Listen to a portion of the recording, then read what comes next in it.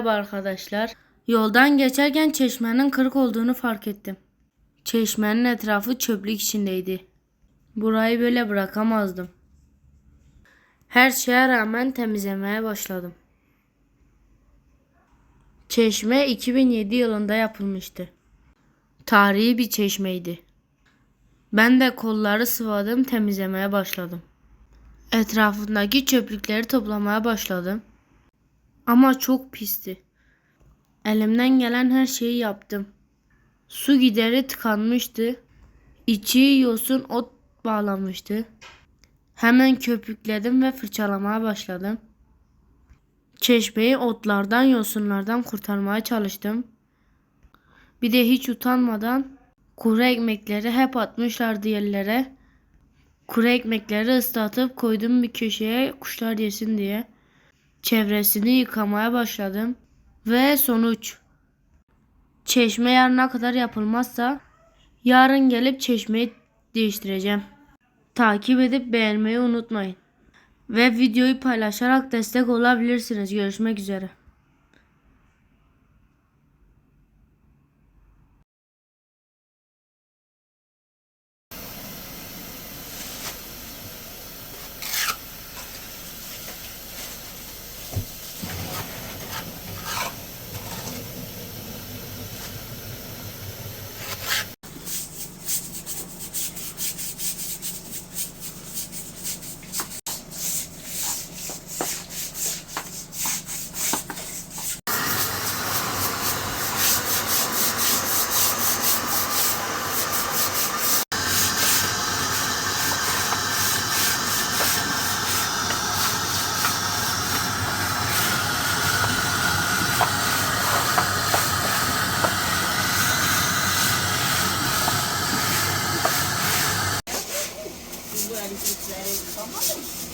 Vallahi kendini oraya koydum. Ay, hadi gel kalan hele dur bir su içeyim.